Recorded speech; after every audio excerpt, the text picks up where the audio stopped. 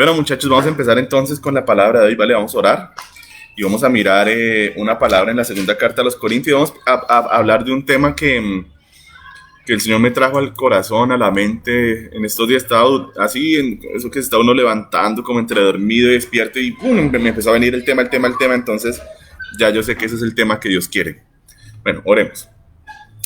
Amado Padre Celestial, bendito Dios de Abraham, de Isaac y de Jacob, nos rendimos a ti, Señor, a tu voluntad, a tu gloria y tu grandeza, Señor. Porque tú eres Dios y fuera de ti no hay Dios, Señor. Tú eres el único Dios verdadero, creador de todas las cosas que existen. Y todos los demás son falsos y mentirosos, Señor, pero tú eres Dios de verdad. Te amamos, Señor, y en esta noche venimos con un corazón dispuesto, Señor, a sentarnos a tus pies, Señor Jesús, que eres nuestro Maestro, para que nos enseñes tu palabra, tus misterios, tus secretos, y podamos vivirlos en nuestra vida, Señor, porque ese es el deseo de nuestro corazón, vivir para ti, producir fruto para el reino de Dios, para que el día que tengamos que presentarnos ante ti, no lo hagamos con las manos vacías, Señor, sino con las manos llenas de frutos buenos para ti. En el nombre de Jesucristo te bendecimos, te adoramos, te pido, usa mi vida para tu gloria y para tu alabanza, Padre. Úsala, Señor. Apodérate de mi ser para que yo hable palabras de sabiduría, de entendimiento, de poder, de amor y llenas de tu presencia, Señor. En el nombre de Jesús yo te ruego, muévete mientras que predico.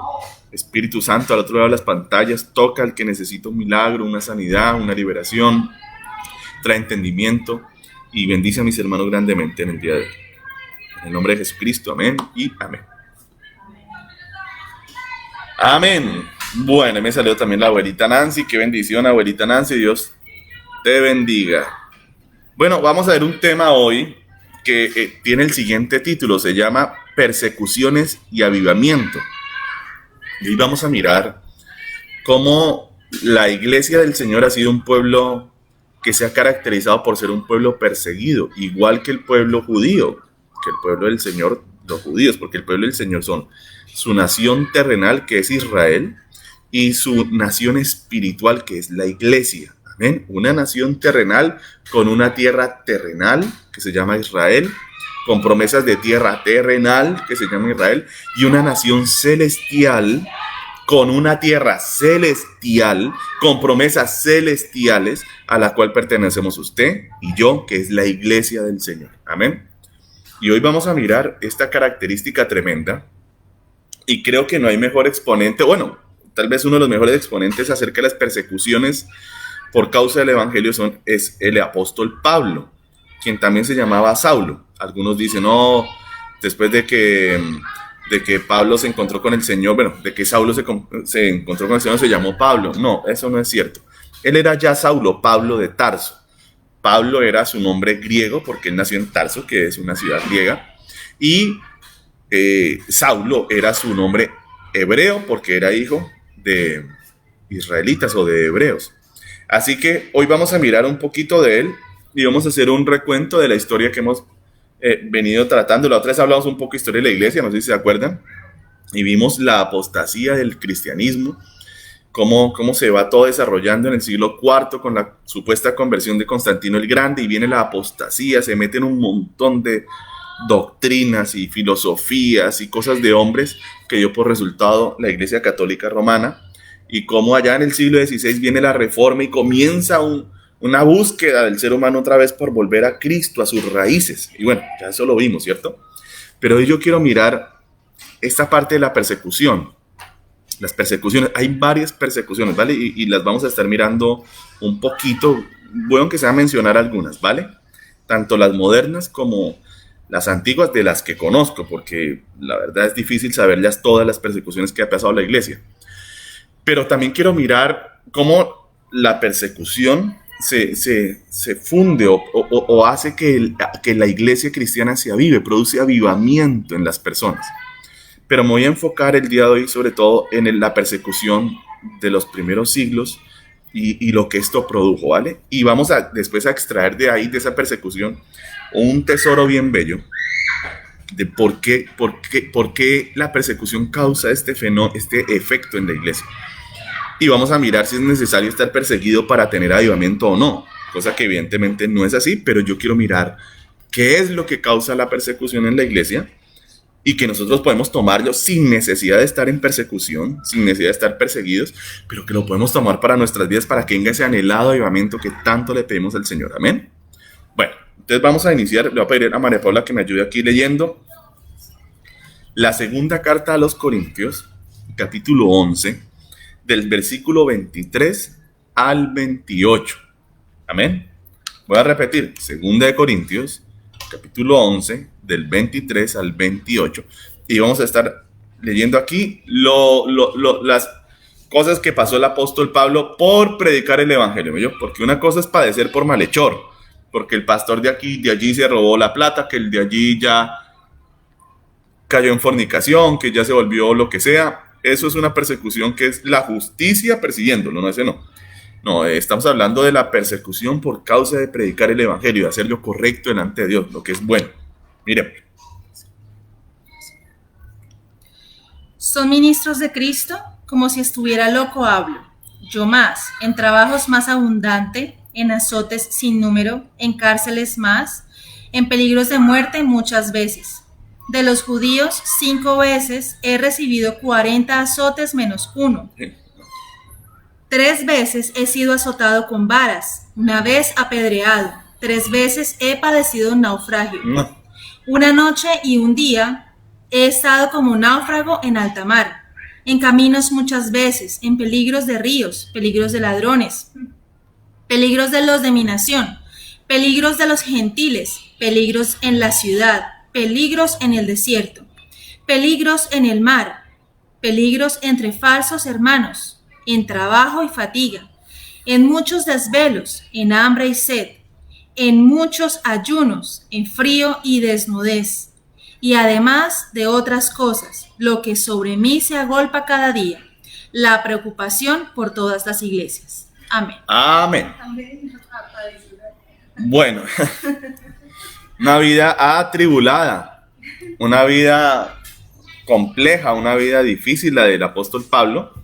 Y evidentemente si hoy en las iglesias dijeron, bueno, ¿y cuántos quieren ser apóstoles? Después de leer este catálogo de problemas, de dolores y dificultades, yo pienso que la gran mayoría diría, no, Señor, no, dejemos que otro sea apóstol. Como muchos quisieran, ¿no? Dirían, yo quiero ser columna financiera. Bueno, la verdad es que el Señor nos asigna nuestros trabajos y nuestro lugar en el cuerpo de Cristo más allá de nuestro deseo, ¿vale? Pero aquí vemos plasmado un hombre lleno de persecuciones, de aflicciones, de dolor, pero no era el único. No era el único. Y yo quiero hablarles a ustedes hoy el antecedente de esto. Vamos a hablar un poquito de lo que fue la persecución contra la iglesia en estos primeros 3 siglos, ¿sí? Porque no quiero que lo desconozcan y quiero hablarles de varias cosas. Bueno, esta primera persecución grande sería la persecución imperial. O sea, la persecución que hizo primeramente el pueblo judío contra lo que era considerado en ese momento una secta del judaísmo. Y yo quiero que usted entienda algo. La palabra secta hoy en día se utiliza de manera peyorativa, se utiliza como una especie de ofensa para hablar de aquellos lugares que están que se consideran como doctrinas de error, ¿sí? Como doctrinas de error. Pero en aquellos días una secta era simplemente una vertiente, un área del judaísmo, de la religión, de una religión. Entonces en los días de Jesús habían básicamente 2 grandes sectas del judaísmo que eran la de los fariseos y la de los saduceos. La secta de los fariseos se caracteriza por ser la secta del pueblo, por ser la secta donde la gente creía en las cosas sobrenaturales de Dios, en los ángeles, en espíritus, en demonios, en cosas sobrenaturales.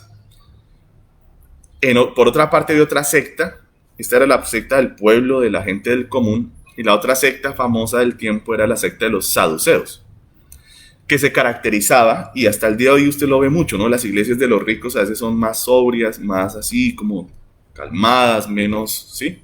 Con menos cosas, y a veces las iglesias de las personas de pronto de menores recursos, son más avivadas muchas veces. No significa que es algo pues que siempre es así, pero es como una tendencia. Y esta secta de los ricos era la secta de los saduceos. Ellos no creían en resurrección de muertos, ellos no creían en ángeles ni en cosas espirituales. O sea, ellos eran muy de llevar la vida así, muy sobria, muy tranquila, muy relajada, pero sin cosas sobrenaturales.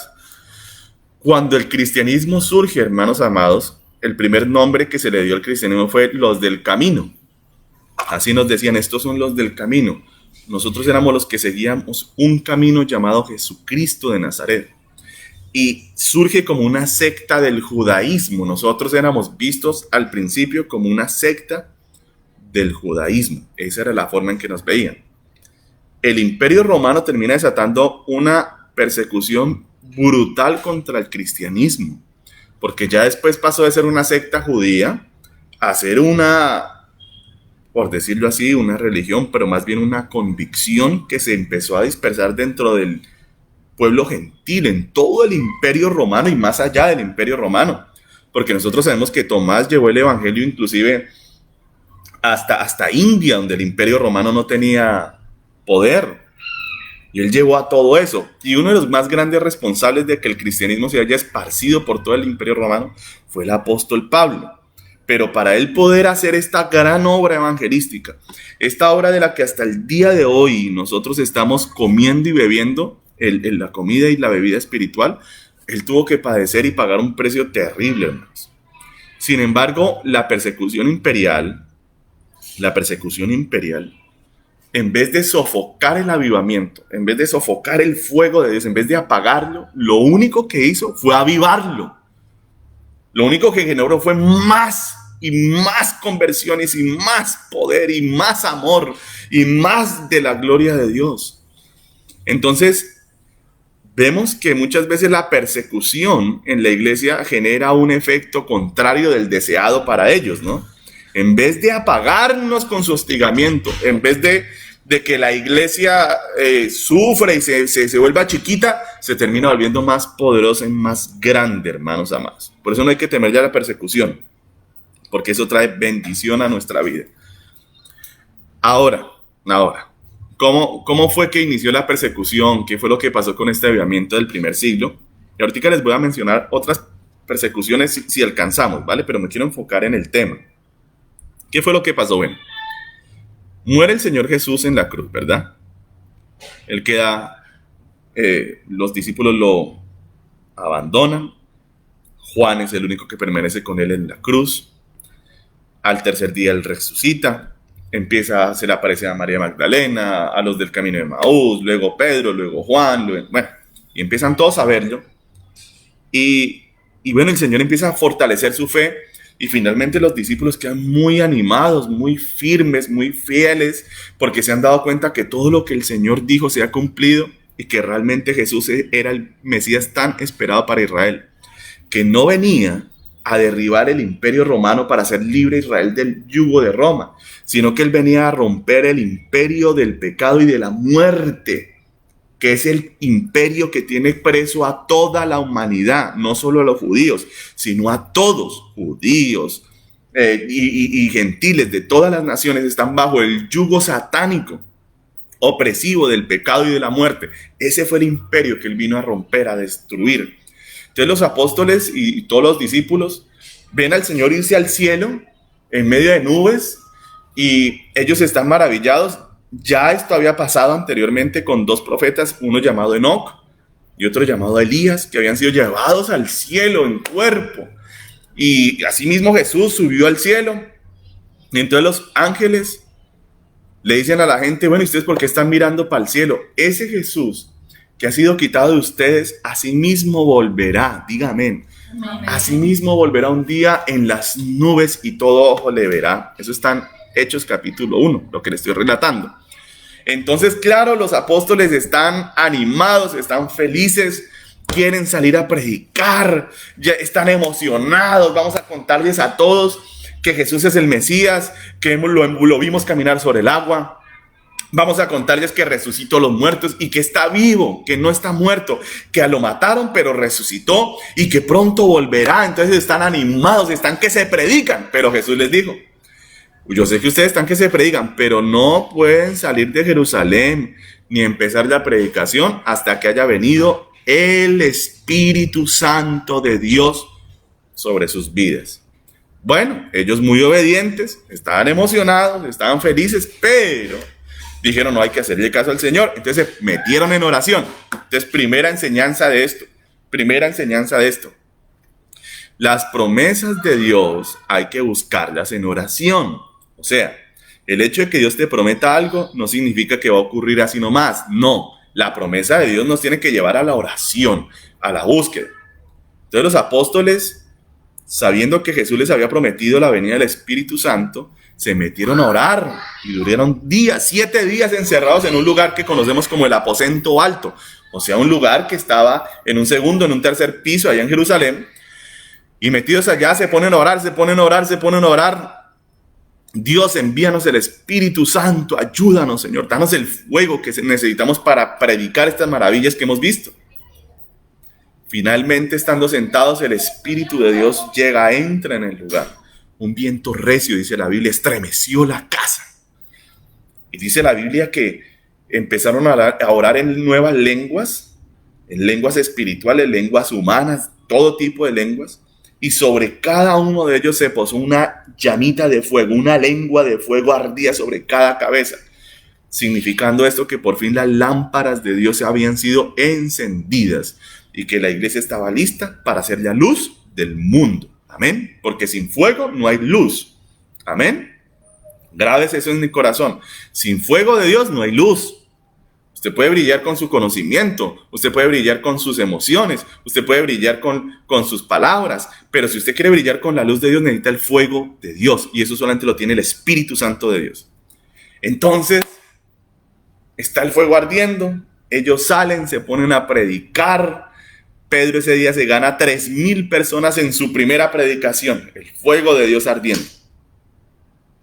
Bueno, felices. Al siguiente día se van para el templo de Jerusalén, porque el primer lugar de reunión del cristiano, de los cristianos fue el mismo templo de Jerusalén, que es el último lugar que Dios autorizó como templo, lugar de reunión, y lo ungió, y este es el lugar de mi presencia, cosa que ya cambió porque ahora somos nosotros, el lugar donde Dios vive, somos nosotros. Las personas, la iglesia. Bueno, entonces iban ellos para el templo por la puerta de la Hermosa, y había un cojito de nacimiento.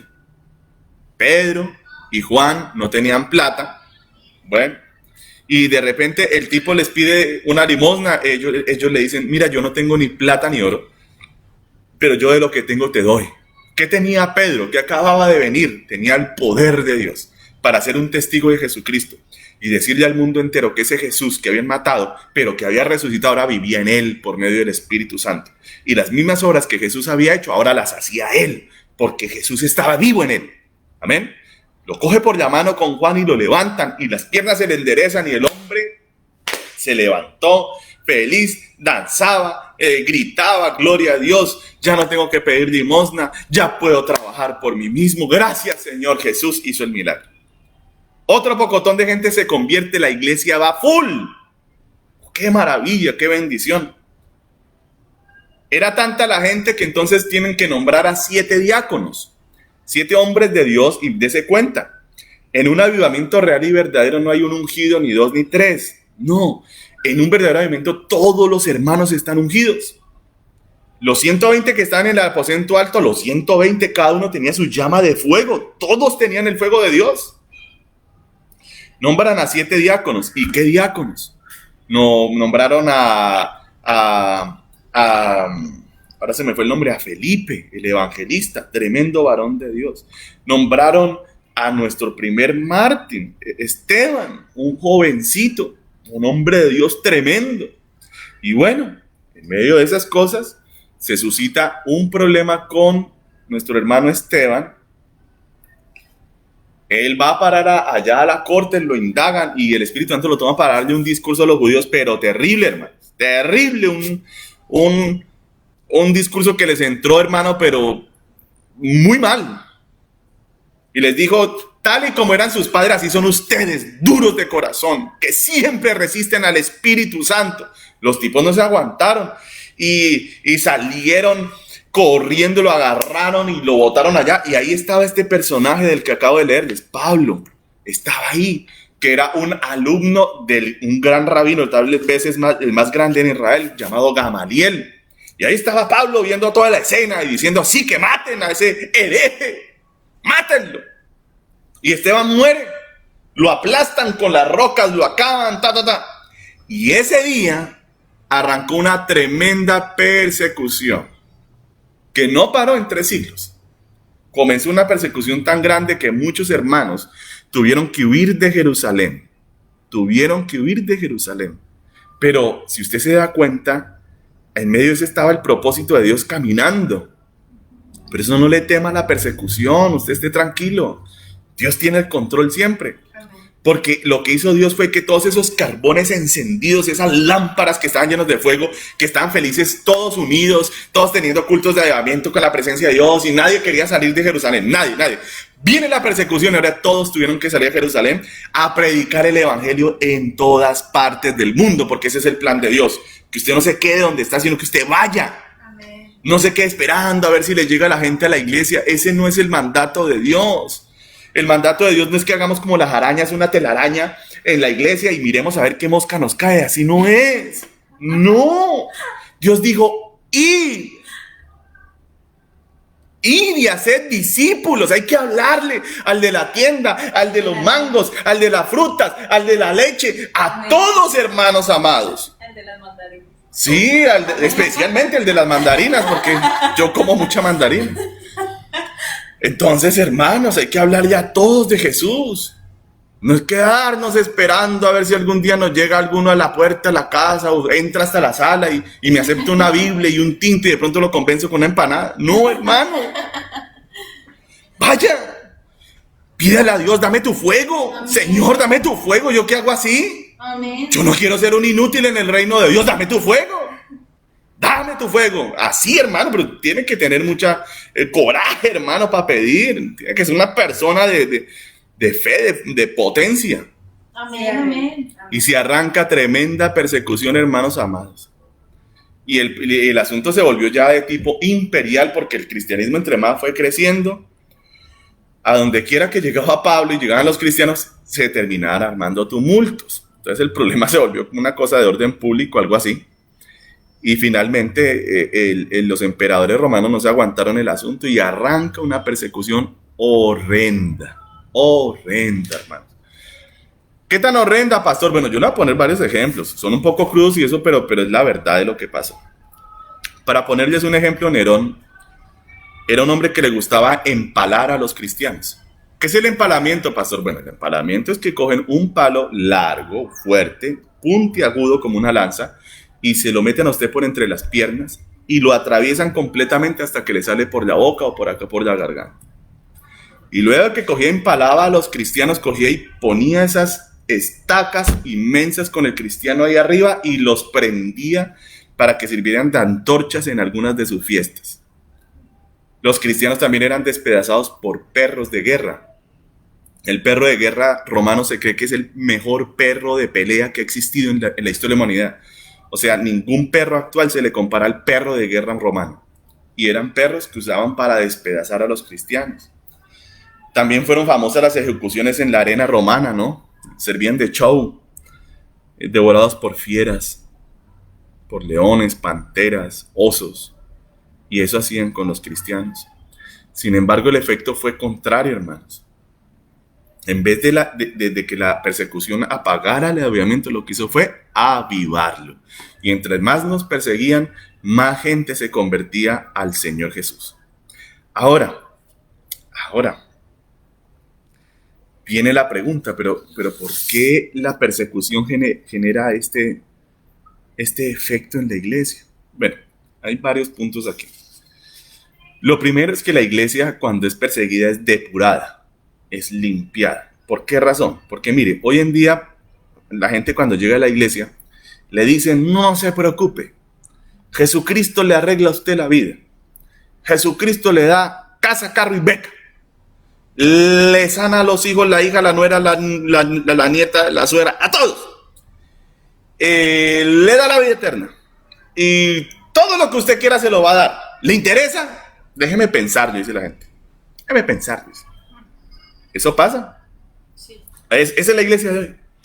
Pero cuando la iglesia del Señor está perseguida, está atribulada, cuando lo que está en riesgo es nuestras vidas, nosotros le hablamos con el corazón a la gente y le hablamos de la vida eterna. Le decimos, si tú crees en Jesús, no morirás jamás, vivirás eternamente con Él y disfrutarás de su amor para siempre y de su presencia. Pero es tan fuerte la gloria de Dios con la iglesia que las personas quieren a ese Cristo vivo que la iglesia tiene, sin prometerles nada, porque no hay cómo prometerles nada. De hecho, cuando la iglesia está bajo persecución, sucede algo, y es que en vez de ganar cosas, perdemos todo. Por ejemplo, persecuciones actuales en el mundo musulmán, para poner un solo ejemplo. Si un musulmán llega a convertirse a Cristo en el mundo musulmán, hermano, lo pierde todo. Pierde sus bienes, pierde su familia y es perseguido por su propia familia para matarlo. Entonces pierden todo, pero tienen a Cristo. Y es que ese es el orden de las cosas. Como dice la cancioncita esta de Marquitos Brunet, si te tengo a ti, lo tengo todo. Mi tesoro, mi amado. Eso es Jesús para nosotros, nuestro todo. Es el tesoro de nuestras vidas por el cual estamos dispuestos a cambiarlo todo. Amén. Todo, hermanos. Entonces la iglesia sufre una depuración. Hoy en día estamos llenos de falsos hermanos en las iglesias, repleto de gente que le gustan las cosas de Dios. Ay, tan bonito. Ay, es que a mí me gusta mucho la alabanza y cuando hacen a mí eso me gusta.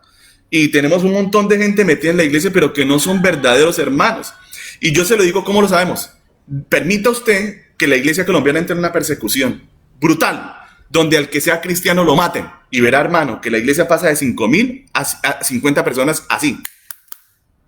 A toda. Porque cuando está en juego la vida, ya no hay falsas conversiones. Los simpatizantes se esfuman. Nadie está dispuesto a jugarse la vida por un Cristo que no conoce. Nadie. Ni le parece lindo, ni le parece chévere, ni le parece bonito ser cristiano, ni le parece que está de moda ser cristiano. Ay, tan lindo que es ser cristiano. Tú vas a la iglesia, hay luces, hay humo, hay muchachas con jeans rotos y chinos con pelos parados. Es una berraquera. No, hermanos, cuando estamos bajo persecución, somos creyentes por convicción, porque realmente Jesús está en nuestra vida y estamos dispuestos a dar la vida por ese Jesús. Amén. Y solo los que están dispuestos a dar su vida por ese Jesús permanecerán en la iglesia cuando hay persecución. Entonces, claro, la persecución trae una depuración. Y al haber esa depuración, los que quedan, sean pocos o muchos, son de verdad. Entonces, un culto con 3 o 4 que de verdad aman a Dios, hermano, eso es mucho culto, hermano. Sí. La gloria de Dios se pasea, se estremece el lugar. Amén. Porque son 4 o 5, pero que aman a Dios con su ser. Y que cada día que salen a predicar la palabra escondidas, arriesgan sus vidas. Saben que en cualquier momento los cogen y los matan. Porque es el precio cuando hay persecución. El precio es la vida. Y ahí ya nos vamos acercando a lo que Dios quiere. Para traer avivamiento a su vida. Usted no va a tener avivamiento hasta que usted no le dé la vida al Señor. ¿Y qué es darle la vida? Estar dispuesto a morir por Jesús. De hecho, hay que morir por Jesús. Amén. Muera a su vida, a usted mismo, a su egoísmo, a sus pareceres, a sus deseos. Deje de hacer su voluntad, ríndase al Señor y dígale, aquí estoy para hacer tu voluntad. Eso es lo que Dios quiere. Entonces, la misma historia usted verá en las persecuciones tras la cortina de hierro. Brutales, hermano. El precio era la vida, el precio era la libertad, el precio era el todo de uno. Torturas, dolor, sufrimiento. Pero nada de eso importaba para el que conoce a Cristo, porque sabe que, mire, pase el tiempo que pase en esta tierra, lo que importa es llegar a la vida eterna con Jesús, porque de allá no nos saca nadie. Allá no hay quien nos persiga, allá no hay quien nos mate, allá no hay quien nos torture, allá no hay quien se burle de nosotros. Allá somos honrados, allá el Señor nos ayuda, allá el Señor nos limpia las lágrimas, allá el Señor nos pone coronas, allá somos reyes, somos sacerdotes. Vamos para la vida eterna. ¿Qué importa cómo nos vaya aquí en este mundo? Que el mundo juzgue lo que quiera. Mire usted cómo juzga el mundo. El mundo llama grande, hermano, a lo que no es nada. A lo que no es nada. A eso lo llama grande. Y a lo que es grande delante de Dios, el mundo ni siquiera lo mira, no lo recuerda y no le importa. Hermanos, ¿qué importa? Lo importante es que el Señor nos reconozca a nosotros, que seamos desconocidos en esta tierra, pero bien conocidos por Dios. Amén. Amén. Qué lindo. Entonces, lo mismo fue en la persecución tras la cortina de hierro, y el avivamiento fue brutal. Cuando cae la cortina de hierro, 56 millones de cristianos había en la Unión Soviética y la cortina de hierro. 56 millones, hermano. Porque el que se convertía lo hacía de verdad, de corazón, para seguir a Cristo, sin condiciones, sin reservas, sabiendo que eso le iba a costar la vida, hermano. Eso no lo hace nadie, sino es porque Cristo entró en su vida. Hoy en día, como les decía, les dicen casa, beca, carro, todo, mejor dicho, prosperidad. Y la gente dice, déjeme pensarlo. Imagínense. O cuando estamos bajo persecución, siga a Cristo y tendrá la vida eterna. Y la gente vea por multitudes, se convierten porque el Espíritu Santo se aviva, se vuelve fuerte. Lo mismo vemos hoy en China tras la cortina de bambú. Hermanos, los hermanos perseguidos, pero la iglesia se multiplica. Se multiplica en China, hermanos. Estamos viendo múltiples persecuciones, ¿verdad? Pero ahora les quiero ir al punto, ¿qué es lo que pasa con la persecución? Ya les di una pista. Pero leámoslo aquí en la boca del apóstol Pablo. ¿Qué fue lo que él hizo? ¿Qué fue lo que él sintió en su corazón? ¿Cómo este hombre, aunque lo perseguían, lo maltrataban, lo amenazaban, lo único que era que el poder de Dios, el conocimiento de Dios en él se volvía cada vez más grande? Tan grande que escribió casi que más casi que medio Nuevo Testamento lo escribió Pablo. Sí, conocimiento de Dios profundo, poder de Dios desbordante, amor de Dios hasta por los poros. Leámoslo. Segunda carta a los Corintios, capítulo 1, versículo del 8 al 10. Y aquí está el secreto. Y yo se lo voy a regalar a usted hoy porque Dios me lo puso en el corazón que se lo regale. Se llama la sentencia de muerte. La sentencia de muerte, pero quiero que ahorita lo meditemos para que usted lo pueda aplicar en su vida. Ojalá y lo viva, ¿no? Porque, hermanos, a veces hablo con muchos hermanos y me doy cuenta que me preguntan cosas que ya yo he hablado en predicaciones. Y me doy cuenta que no están aplicando lo que uno les habla. Esto es instrucción, hermano, para que usted lo aplique en su vida, para que sea libre, para que sea bendecido. Dice así la palabra del Señor: porque, hermanos, no queremos que ignoréis acerca de nuestra tribulación que nos sobrevino en Asia, pues fuimos abrumados sobremanera más allá de nuestras fuerzas. Imagínense tribulaciones y angustias que superan las fuerzas de uno. Tremendo, hermano, tremendo. De tal modo que aún perdimos la esperanza de conservar la vida. O sea, ellos dijeron, de aquí no salimos, nos mataron, hermano. Hasta aquí llegó nuestro camino, nos mataron, dijeron ellos. Pero tuvimos, ojo con esto que es el secreto, pero tuvimos en nosotros mismos sentencia de muerte. O sea, ellos dijeron, Dios, estamos sentenciados a muerte. Mire este. Para que no confiásemos en nosotros mismos, ojo con esto, sino en Dios que resucita a los muertos, el cual nos libró y nos libra, y en quien esperamos que aún nos librará de tan gran muerte. Amén. Entonces, hay un secreto, ¿no? No significa que siempre tenga que haber persecución para que haya avivamiento. No, eso no es así. Han habido muchos avivamientos sin persecuciones, pero todos los avivamientos han necesitado de hombres y mujeres que tengan esto, la sentencia de muerte sobre sus propias vidas. Y yo le pido a usted que medite en algo. Escúcheme bien lo que le voy a decir. Haga este ejercicio espiritual o en su pensamiento. Póngase usted a pensar. Si usted el día de hoy, ¿qué es una sentencia de muerte, no? Una sentencia de muerte, bueno, evidentemente es cuando o un grupo militar o paramilitar o un guerrillero, lo que sea, o un grupo terrible o la misma justicia, le dicta a usted una sentencia de muerte. Entonces, por ejemplo, ¿qué haría usted? Yo le pregunto a usted. Si a usted le dijeran que hoy a las 12 de la noche lo van a matar, y además de eso usted no tiene ninguna esperanza de salvación, tal y como el apóstol Pablo, que perdieron la esperanza de salvación, dijeron, nos mataron, o sea, y no tenemos cómo defendernos, no tenemos cómo huir, porque en otras ocasiones a él lo descolgaron por allá con una canasta por una muralla para salvarlo, pero en esta ocasión no había manera. Ellos dijeron, nos mataron.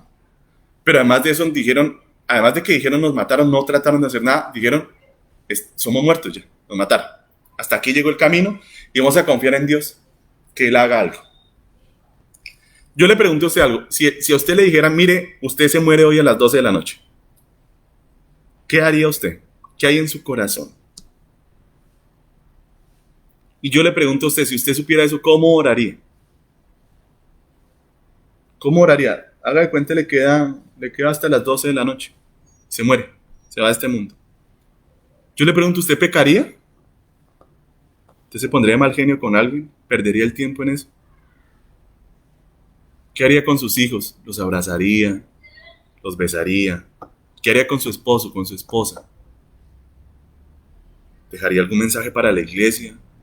¿Qué le hablaría a los hermanos? ¿A quién llamaría usted para hablarle de Cristo? Sabiendo que le quedan horas para morir. De hecho, aquí son las 6:40. 5 horas y 20 minutos le quedan de vida. Eso es una sentencia de muerte. La sentencia de muerte es vivir cada día como si fuera el último. Eso nos lleva hacia la santidad. Eso nos lleva a orar de forma diferente. Ya no más oracioncitas indiferentes. Ya no más oracioncitas por salir del paso. Se acaban las oraciones religiosas. Sí, Señor, aquí estamos. Sí, allá vamos. Sí, ya venimos. Sí, ya volvimos. Sí, Señor, gracias. Amén. Bla, bla, bla, bla. Amén. No, eso se acaba porque cuando usted empieza a poner la sentencia de muerte sobre su vida mejora. Lo que usted está tratando de cambiar, lo cambia. Lo cambia. Ya no trata, cambia. Quita el pecado de su vida por miedo a irse para el infierno. Hermano, uno con la salvación no puede jugar. Si esta noche vinieran por usted, ¿usted cómo predicaría? ¿Qué le diría a sus papás? Vuelvo y le digo. ¿Cómo viviría con su esposa, con sus hijos? ¿Usted perdería el tiempo en otra discusión más, en otro grito más de verdad? ¿O los abrazaría, los besaría, los dice que los ama? Entonces, hermano, mire, si usted quiere un avivamiento, porque el avivamiento es algo personal. Si usted se da cuenta, la Biblia dice que en Hechos de los Apóstoles, que en el aposento alto, sobre cada hermano se puso una lengua de fuego. El avivamiento es un fuego personal, es en cada persona. Si usted quiere avivamiento en su vida, viva como si fuera el último día. Ore como si fuera el último momento, la última oración. Ame a su gente como si fuera la última vez que los fuera a ver. Viva para Dios como si fuera su último día. Hay un dicho que me parece muy sabio y es: hay que vivir cada día como si fuera el último y planear la vida como si se fuera a vivir 100 años. O sea, hay que vivir con mucha sabiduría, pero con la intensidad del último día. Del último día. Piénselo bien, la sentencia de muerte. Este es un secreto para todos los avivamientos. Gente que dejó todo de lado, que dejó todo atrás para solamente servirle a Jesús y para hacer solamente su voluntad. Ponga la sentencia de muerte en su vida y usted va a ver un cambio muy grande, ¿no? En su familia, en su casa, en su vida. Ore como si fuera el último día, viva como si fuera el último día, pero sí, viva con sabiduría, planéelo como si fuera a vivir 100 años. Eso le da paciencia, tranquilidad, no andar ansioso ni con afán, ¿no? Esa era la palabra que tenía para ustedes el día de hoy. Vamos a orar como si fuera la última vez. Haga de cuenta que se va a acabar esto. Ore así. Ore así. Y pídale a Dios: Señor, límpiame, purifícame y enciéndeme con tu fuego santo. Dame fruto. No me puedo ir de este mundo sin fruto. No me puedes dejar así. Y si ya tienes fruto, yo sé que los que tienen fruto solamente anhelan una cosa, y es más fruto. Amén. ¿Yo qué quiero? Yo quiero más fruto. Amén. Toñito, me pregunta el Señor, si me pregunta a mí: Toñito, ¿qué quieres? ¿Dame más hijos espirituales? Amén. Ay, Toñito, pero ya tienes un pocotón. Quiero más. Más que se salven. Amén. Más que se salven por multitudes, Dios. Que no se los pierda ya más gente. Amén. Eso quiero yo. Yo quiero ser una lamparita con una llama de fuego que tenga mucho fruto, hermano. Amén. Amén. Bueno, póngase a orar. Incline su rostro ahí. Hable con el Señor. Pídale perdón, Señor, ¿yo qué estoy haciendo? Yo desperdicio mucho tiempo en mi vida en necedades, en discusiones, en malos genios, en rabietas, en la televisión, en el celular, en vez de estar en alguna otra cosa. Yo sé que el descanso es necesario, yo eso lo entiendo, pero es que el reposo no pueden ser 5, 6, 7, 8 horas de distracción. Perdóname, Señor, no le he hablado a mi tío, a mi tía, no le he hablado al vecino, yo no le he hablado de ti. He sido un testigo mudo. Perdóname, Dios, arrepiéntese hoy, hermano amado, y dígale, Señor, yo no quiero seguir viviendo sin el Espíritu Santo, tú me lo tienes que dar, tú me tienes que encender en fuego. Yo no puedo seguir solamente hablando tu evangelio y sin tus señales, sin tu evidencia de que tú eres ahí, estás conmigo, con la realidad tuya. No, yo quiero, y no es su fuerza, hermano, es pedir para que Dios haga, la fuerza de Dios. Padre misericordioso, he hablado tu palabra y les he dado este secreto de la sentencia de muerte, el morir a uno mismo, que fue lo que me hablaste en la montaña hace 16 años ya, más de 16 años, casi 17. Y es en lo que yo he vivido, Señor, viviendo cada día para ti con amor como si fuera el último, procurando la santidad, peleando contra el pecado, Señor. Yo hoy te ruego, perdóname, Señor. Límpiame de toda maldad, libérame de toda cadena, de toda podredumbre del infierno. Saca toda tiniebla de mi vida y de mis hermanos y descienda el Espíritu Santo sobre nosotros, como el día de Pentecostés. Amén. Y haznos arder con tu poder, Señor, para que seamos tus testigos, Señor, para que los enfermos se sanen, para que la gente reciba más que nuestras palabras el impacto de tu presencia, que es lo que impacta el corazón del hombre. Tu presencia, la presencia de su Hacedor. Eso es lo que impacta la vida. Señor, trae un gran avivamiento a mis hermanos y libéralos de toda mundanalidad, de todo ojo terrenal, de toda visión corta, y hazlos poner sus ojos en lo eterno, que sepan que más pronto que tarde estaremos en tu presencia y solo nos llevaremos lo que hayamos logrado hacer en este mundo, Señor. Gracias, Señor, por tu palabra.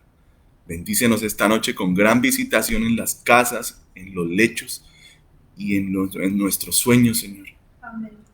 Y danos un fin de semana en tu presencia, amado. Te amamos mucho y te bendecimos, Dios y Rey del universo. En el nombre de Jesús. Amén y amén. Amén. Bueno, mis amados hermanos, qué linda la presencia de Dios, ¿cierto? Se siente la presencia de Dios. Amén. Hermosa, el Espíritu Santo, lo amamos. Amén. Bueno, Dios me los bendiga mucho. Les envío un abrazo grande desde Neiva para todos. Busquen al Señor con un corazón sincero y con fuego en su ser, ¿vale? Les amamos mucho, ¿vale? Que estén muy bien. Chao, chao. Dios los bendiga.